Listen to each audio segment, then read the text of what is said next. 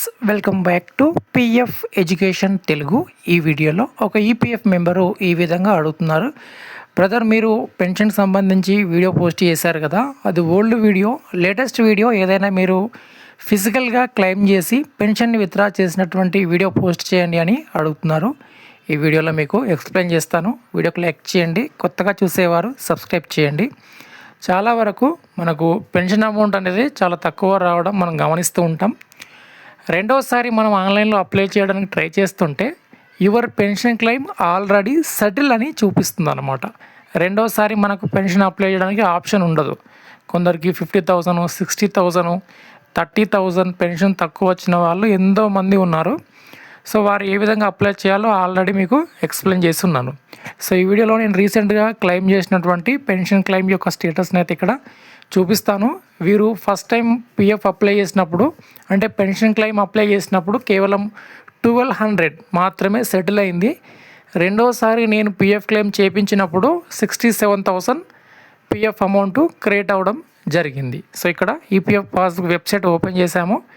UAN number, password, captcha code enter చేసి submit చేసినట్లయితే claim యొక్క స్టేటస్ని ఇక్కడ నుండి చూడవచ్చు. ఓకే ఫ్రెండ్స్, ఇక్కడ మీరు చూస్తున్నారు, ఇది లేటెస్ట్ క్లెయిము. నేను రీసెంట్గానే ఇది పెన్షన్ క్లెయిమ్ అనేది అప్లై చేశాము. సో దానికి సంబంధించిన స్టేటస్ ఇక్కడ చూపిస్తున్నాను. సో ఫస్ట్ టైం వీరు పెన్షన్ అయితే అప్లై చేశారు. సో ఇక్కడ మనము చూసినట్లయితే కనిపిస్తుంది, కేవలము 1,200 రూపాయలు మాత్రమే సెటిల్ అయింది. సో ఏప్రిల్లో వీలైతే సెటిల్ చేసుకోవడం జరిగింది. అంటే సుమారుగా ఒక 4 months తర్వాత మళ్ళీ సేమ్ ఐడి, ఇక్కడ మీరు ఐడి కూడా గమనించవచ్చు.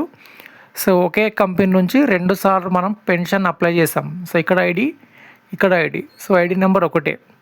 ఓకేనా, ఇది మనకు ఆన్లైన్లో అయితే రాదు. సో ఇది పిఎఫ్ ఆఫీస్ వెళ్ళి ఫిజికల్గా క్లెయిమ్ చేయించాల్సి ఉంటుంది.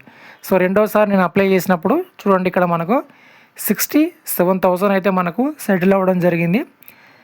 ఇప్పుడు మనకు సెప్టెంబర్ 2కి అయితే అమౌంట్ అనేది సెటిల్ అయింది. సో ఈరోజు అమౌంట్ అనేది కూడా క్రియేట్ అవ్వడం జరిగింది. సో ఇది లేటెస్ట్ అప్డేట్ అన్నమాట. సో మీలో ఎవరికైనా పిఎఫ్ కానీ పెన్షన్ విత్డ్రాల్ కానీ కావాలంటే నాకు వాట్సాప్ నెంబరు వీడియో కింద ఉంటుంది. పెయిడ్ సర్వీస్ అయితే ఉంటుంది. లేదా నేనే ఫిజికల్గా అప్లై చేసుకుంటాను అంటే మీరు డైరెక్ట్గా నియర్ బై పిఎఫ్ ఆఫీస్ వెళ్ళి అప్లై చేసుకోవచ్చు. చాలాసార్లు ఇక్కడ ఏం జరుగుతుందంటే పిఎఫ్ ఆఫీసు మన రీజన్లో ఉండదు అనమాట. ఫర్ ఎగ్జాంపుల్, ఇప్పుడు నేను హైదరాబాద్కి సంబంధించిన పిఎఫ్ క్లెయిమ్స్ ఎక్కువ చేస్తూ ఉంటాను, ఎందుకంటే నాకు పిఎఫ్ ఆఫీసు దగ్గరే ఉంటుంది కాబట్టి. కొందరు ఏంటంటే వేరే డిస్టిక్లో కానీ వేరే స్టేట్లో ఉంటారు. అప్పుడు వారికి సంబంధించిన పిఎఫ్ ఆఫీస్ హైదరాబాద్లో ఉన్నప్పుడు వారందరూ కూడా వచ్చి హైదరాబాద్ వచ్చి ఇక్కడ స్టే చేసి ఒక ప్రాసెస్ తెలుసుకుని అప్లై చేయాలంటే అందరికీ కష్టం అన్నమాట. ఒకవేళ మీకు వీలుగా ఉంటే అప్లై చేసుకోవచ్చు. అలానే హైదరాబాదే కాదు, వేరే ఏ డిస్టిక్, వేరే ఏ స్టేట్లో ఉన్న పిఎఫ్ ఆఫీస్ అయిన క్లెయిమ్ మనం చేయగలము. విత్ ఏజెంట్ త్రూ మనం క్లెయిమ్స్ అనేవి చేస్తూ ఉంటాము. సుమారుగా దీనికి టైం మనకు ఇక్కడ చూడండి, మనం ఎప్పుడు అప్లై చేసాము ఇక్కడ డేట్ అనేది కనిపిస్తుంది.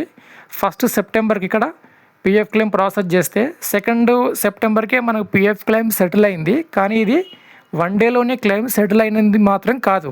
ఓకేనా, దానికంటే వెనకాలే బ్యాక్గ్రౌండ్లో 1 month సుమారుగా 25 days పైనే మనకు ప్రాసెస్ టైం అనేది తీసుకుంది.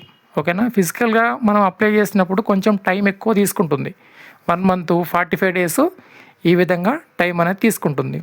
సో కాబట్టి పిఎఫ్ కానీ పెన్షన్ కానీ అప్లై చేసేటప్పుడు జాగ్రత్తగా అప్లై చేయండి. ఏమాత్రం సందేహం ఉన్నా అప్లై చేయకపోవడం మంచిది. సో ఇదండి అప్డేటు, లేటెస్ట్ వీడియో.